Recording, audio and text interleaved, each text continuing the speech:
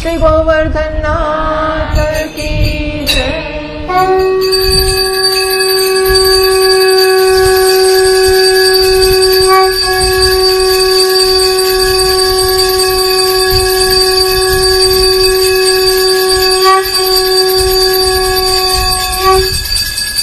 अथ पंचमोऽध्यायः।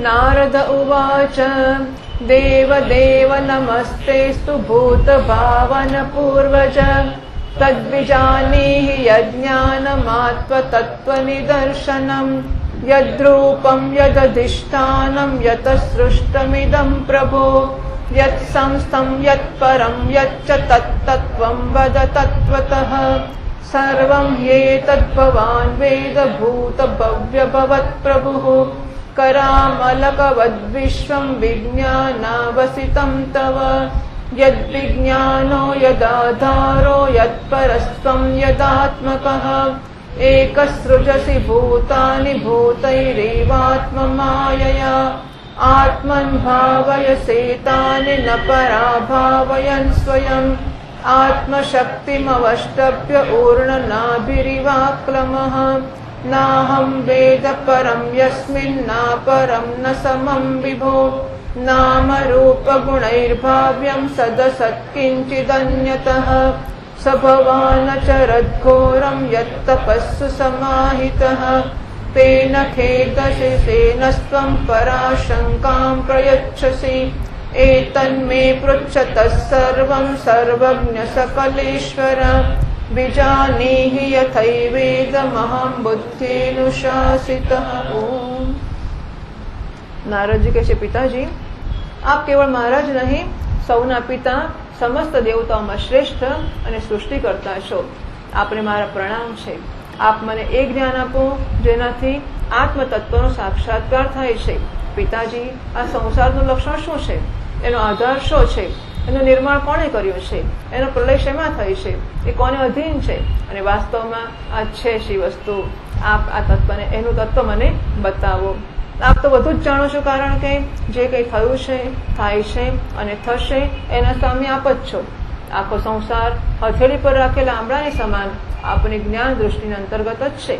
પિતાજી આપને આ જ્ઞાન ક્યાંથી મળ્યું? આપ કોના આધાર પર રહ્યા છો? આપના સ્વામી કોણ છે અને આપનું સ્વરૂપ શું છે? આપ એકલા જ આપની માયાથી પંચભૂતો દ્વારા પ્રાણીઓની સૃષ્ટિ કરો છો? કેવું અદ્ભુત છે! જેવી રીતે કરોળીઓ અનાયાસે પોતાના મોઢામાંથી જાળું કાઢે છે અને એનાથી રમવા લાગે છે, ક્રીડા કરે છે, એવી રીતે આપ આપની પોતાની શક્તિના આશ્રયથી જીવોને પોતાનામાં જ ઉત્પન્ન કરો છો અને પછી આપ એને છતાં પણ આપની અંદર કોઈ વિકાર થતો નથી। જગતમાં નામ રૂપ અને ગુણોથી જે કંઈ જાણી શકાય છે એમાં એવી કોઈ સત અસત ઉત્તમ મધ્યમ કે અધમ વસ્તુ નથી જોતા જે આપના નથી જોતો હું જે આપના સિવાય બીજા કશાથી ઉત્પન્ન થઈ હોય। આ પ્રકારે સર્વના ઈશ્વર હોઈને પણ આપે એકાગ્ર ચિત્તથી ઘોર તપશ્ચર્યા કરી આ વાતથી મને મોહની સાથે સાથે બહુ મોટી શંકા પણ થાય છે કે શું આપથી પણ મોટું કંઈ છે ખરું? પિતાજી આપ સર્વજ્ઞ અને સર્વેશ્વર છો। હું જે કંઈ પૂછી રહ્યો છું તે સર્વ આપ કૃપા કરીને મને એ પ્રકારે સમજાવો જેથી હું આપના ઉપદેશને ઠીક રીતે સમજી શકું। ब्रह्मोवाच सम्यक् कारुणिकस्येदं वत्सते विचिकित्सितं यदहं चोदितः सौम्य भगवद्वीर्यदर्शने नानृतं तव तच्चापि यथा मां प्रब्रवीषि भोः अविज्ञाय परं मत्त एतावत्त्वं यतो हि मे येन स्वरोचिषा विश्वं रोचितं रोचयाम्यहम् यथार्कोऽग्निर्यथा सोमो यथर्क्षग्रहतारकाः तस्मै नमो भगवते वासुदेवाय धीमहि यन्मायया दुर्जयया मां ब्रुवन्ति जगद्गुरुं विलज्जमानया यस्य स्थातुमीक्षापथे मुया विमोहिता विकथन्ते ममाहमिति दुर्भियः द्रव्यं कर्म च कालश्च स्वभावो जीव एव च वासुदेवात् परो ब्रह्मन् न चान्योऽर्थोऽस्ति तत्त्वतः नारायण परा वेदा देवा नारायणाङ्गजाः नारायण परा लोका नारायण परामखाः नारायण परो योगो नारायण परं तपः नारायण परं ज्ञानं नारायण परा गतिः तस्यापि द्रष्टुरीशस्य कूटस्थस्याखिलात्मनः सृज्यं सृजामि सृष्टोऽहमीक्षयैवाभिचोदितः सत्त्वं रजस्तम इति निर्गुणस्य गुणास्त्रयः स्थितिसर्गनिरोधेषु गृहीता मायया विभोः कार्यकारणकर्तृत्वे द्रव्यज्ञानक्रियाशयाः बध्नन्ति नित्यदा मुक्तं मायिनं पुरुषं गुणाः लिङ्गैस्त्रिभिरेभिरधोक्षजः स्वलिक्षितगतिर्ब्रह्मन् सर्वेषां मम चेश्वरः कालं कर्म स्वभावं च मायेशो मायया स्वया आत्मन्यदृच्छया प्राप्तं विबुभूषुरुपाददे कालाद् गुणव्यतिकरः परिणामस्वभावतः कर्मणो जन्म महतः पुरुषाधिष्ठितादभूत्। બ્રહ્માજી કહે છે, બેટા નારદ, તમે જીવોના પ્રત્યે કરુણાના ભાવથી ભરાઈને આ બહુ સુંદર પ્રશ્ન કર્યો છે, કારણ કે એનાથી ભગવાનના ગુણોનું વર્ણન કરવાની પ્રેરણા મને પ્રાપ્ત થઈ છે. તમે મારા વિષયમાં જે કંઈ કહો છે એ તમારું કથન પણ અસત્ય નથી, કારણ કે જ્યાં સુધી મારાથી જે પર છે એ તત્વ જે સ્વયં ભગવાન છે એને જાણવામાં નથી આવે ત્યાં સુધી મારો એવો જ પ્રભાવ પ્રતીત થાય છે. જેમ સૂર્ય, અગ્નિ, ચંદ્ર, ગ્રહ, નક્ષત્ર અને તારા એમના પ્રકાશથી પ્રકાશિત થઈને જગતના પ્રકાશ ફેલાવે છે, તેવી રીતે હું પણ એ સ્વયં પ્રકાશ ભગવાનના ચિન્મય પ્રકાશથી પ્રકાશિત થઈને સંસારને પ્રકાશિત કરું છું. એ ભગવાન વાસુદેવની હું વંદના કરું છું. અને ધ્યાન પણ જેમની દુર્જય માયાથી મોહિત થઈને લોકો મને જગતગુરુ કહે છે, એ માયા તો એમની આંખોની સામે રહેતી જ નથી, ઊભી પણ નથી રહેતી. અરે જરાક નજર પડતા દૂરથી ભાગી જાય છે, પરંતુ સંસારના અજ્ઞાનીજનો એ જ માયાથી મોહિત થઈને આ હું છું અને આ મારું છે એ પ્રકારે બકવાસ કરતા રહે છે. વિકથંતે બકવાસ કરે છે. ભગવત સ્વરૂપ નારદ, દ્રવ્ય, કર્મ, કાળ, સ્વભાવ અને જીવ વાસ્તવમાં ભગવાનથી ભિન્ન બીજી કોઈ પણ વસ્તુ નથી. વેદ નારાયણને પરાયણ છે, દેવતા પણ નારાયણના અંગોમાં કલ્પિત થયેલા છે અને સમસ્ત યજ્ઞ પણ નારાયણની પ્રસન્નતાને માટે જ છે, તથા એમનાથી જે લોકોની પ્રાપ્તિ થાય છે પણ નારાયણમાં જ કલ્પિત છે. બધા પ્રકારના યોગ પણ નારાયણની પ્રાપ્તિના જ હેતુ છે. બધી તપશ્ચર્યાઓ નારાયણ તરફ લઈ જનારી છે. જ્ઞાન દ્વારા પણ નારાયણને જ જાણવામાં આવે છે. સમસ્ત સાધ્ય અને સાધનોનો પર્યવસાન ભગવાન નારાયણમાં જ છે. એ દ્રષ્ટા હોઈને પણ ઈશ્વર છે, સ્વામી છે, નિર્વિકાર હોઈને પણ સર્વ સ્વરૂપ છે. એમણે જ મને બનાવ્યો છે અને એમની દૃષ્ટિથી જ પ્રેરિત થઈને હું એમની ઈચ્છાનુસાર સૃષ્ટિની રચના કરું છું. ભગવાન માયાના ગુણોથી રહિત અને અનંત છે. સૃષ્ટિ, સ્થિતિ અને પ્રલયને માટે રજોગુણ, સત્વગુણ, તમોગુણ આ 3 ગુણ માયા દ્વારા એમનામાં સ્વીકાર કરવામાં આવ્યા છે. આ 3 ગુણો દ્રવ્ય, જ્ઞાન અને ક્રિયાનો આશ્રય લઈને માયાતીત નિત્યમુક્ત પુરુષને જ માયામાં સ્થિત હોઈને પણ કાર્ય, કારણ અને કર્તાપણાના અભિમાનથી બાંધી લે છે.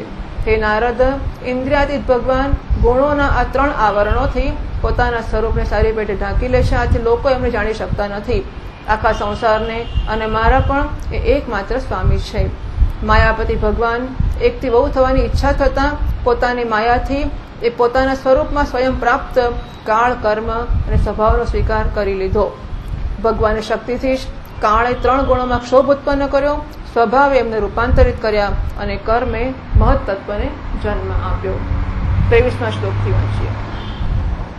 महतस्तु विकुर्वाणाद्रजसत्त्वोपबृंहितात् तमः प्रधानस्त्वभवद्द्रव्यज्ञानक्रियात्मकः सोऽहङ्कार इति प्रोक्तो विकुर्वन् समभूत्त्रिधा वैकारिकस्तैजसश्च तामसश्चेति यद्भिदा द्रव्यशक्तिः क्रियाशक्तिर्ज्ञानशक्तिरिति प्रभो तामसादपि भूतादिर्विकुर्वाणादभून्नभः तस्य मात्रा गुणशब्दो लिङ्गं यद्द्रष्टुदृश्ययोः नभसोऽथो विकुर्वाणादभूत्स्पर्शगुणो निलः परान्वयात् शब्दवांश्च प्राण ओजस्सहो बलम् वायोरपि विकुर्वाणात् कालकर्म स्वभावतः उदपद्यत तेजो वै रूपवत्स्पर्श शब्दवत् तेजसस्तु विकुर्वाणादासीदम्भो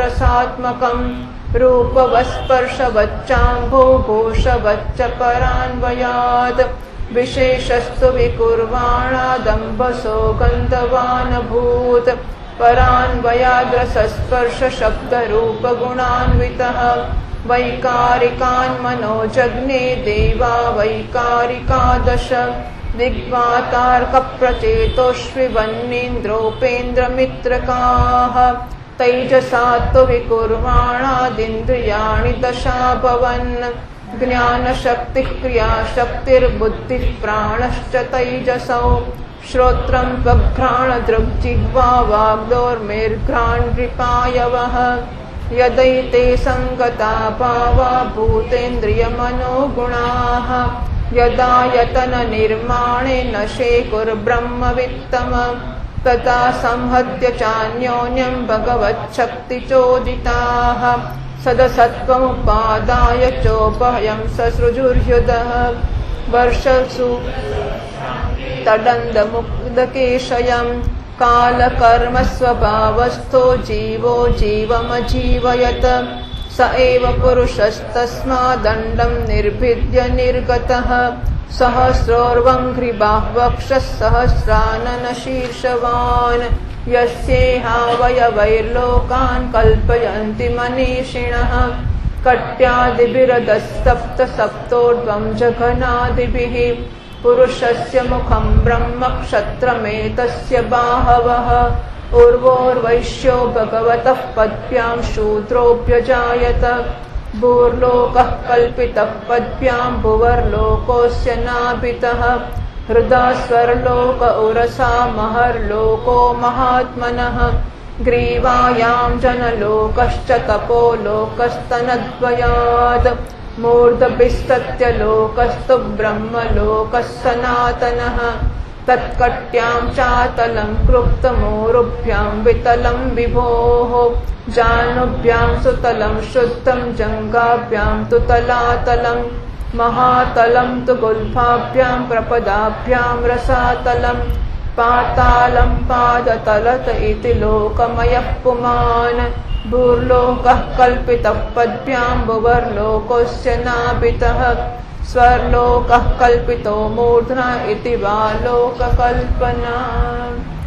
रजोगुण सत्वगुण वृद्धि थता महत्तत्वનો જે વિકાર થયો એનાથી જ્ઞાન ક્રિયા અને દ્રવ્યરૂપ તમઃ પ્રધાન વિકાર થયો એ અહંકાર કહેવાયો અને વિકાર પ્રાપ્ત થતા ત્રણ પ્રકારનો થઈ ગયો.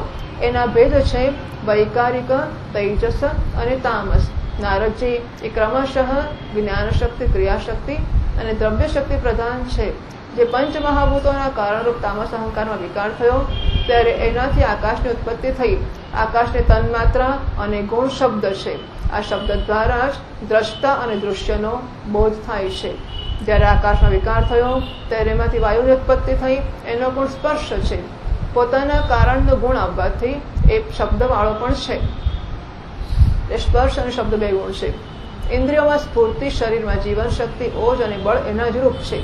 કાળ, કર્મ અને સ્વભાવથી વાયુમાં પણ વિકાર થયો. એનાથી તેજની ઉત્પત્તિ થઈ. એનો પ્રધાન ગુણ રૂપ છે. સાથે જ પોતાના કારણ આકાશ અને વાયુના ગુણો શબ્દ અને સ્પર્શ પણ વાયુમાં છે, તેજમાં છે. તેજના વિકારથી જળની ઉત્પત્તિ થઈ. એનો ગુણ છે રસ. કારણ તત્વના ગુણ શબ્દ, સ્પર્શ અને રૂપ પણ જળમાં છે. જળના વિકારથી પૃથ્વીની ઉત્પત્તિ થઈ. એનો ગુણ છે ગંધ. કારણના ગુણો કાર્યમાં આવે છે. અન્યાયથી શબ્દ, સ્પર્શ, રૂપ અને રસ આ ચારો ગુણો પણ પૃથ્વીમાં વિદ્યમાન છે. વૈકારિક અહંકારથી મનની અને ઇન્દ્રિયોના 10 અધિષ્ઠાતૃ દેવતાઓની પણ ઉત્પત્તિ થઈ. એમના નામ છે દિશા, વાયુ, સૂર્ય, વરુણ, અશ્વિની કુમાર, અગ્નિ, ઇન્દ્ર, વિષ્ણુ, મિત્ર અને પ્રજાપતિ.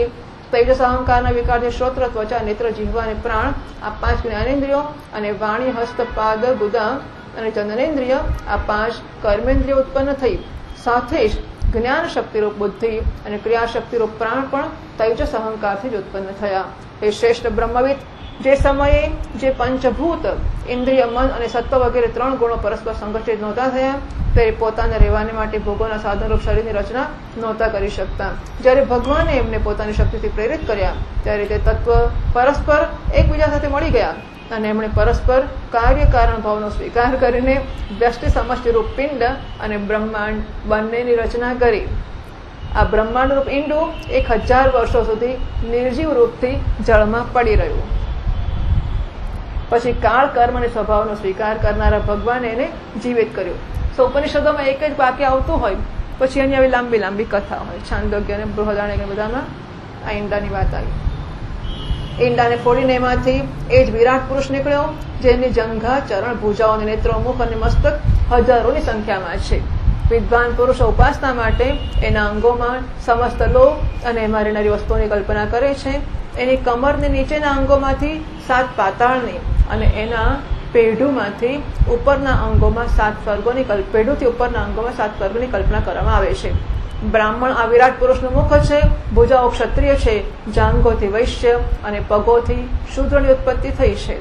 પગોથી લઈને કટી પર્યંત 7 પાતાળ અને ભૂલોકની કલ્પના કરવામાં આવી છે. નાભીમાં ભુવરલોકની, હૃદયમાં સ્વરલોકની અને પરમાત્માના વક્ષસ્થળમાં મહરલોકની કલ્પના કરવામાં આવી છે. એના ગળામાં જનલોક, બંને સ્તનોમાં તપોલોક અને મસ્તકમાં બ્રહ્માનો નિત્ય નિવાસ સ્થાન સત્યલોક છે. એ વિરાટ પુરુષની કમરમાં અતલ, જાંઘોમાં વિતલ, ઘૂંટણોમાં પવિત્ર સુતલલોક અને જંઘાઓમાં તલાતલની કલ્પના કરવામાં આવી છે. એડીથી ઉપરની ગાંઠોમાં મહાતલ, પંજા અને એડીઓમાં રસાતલ અને તળિયાઓમાં પાતાળ સમજવું જોઈએ. આ પ્રકારે વિરાટ પુરુષ સર્વલોકમય છે.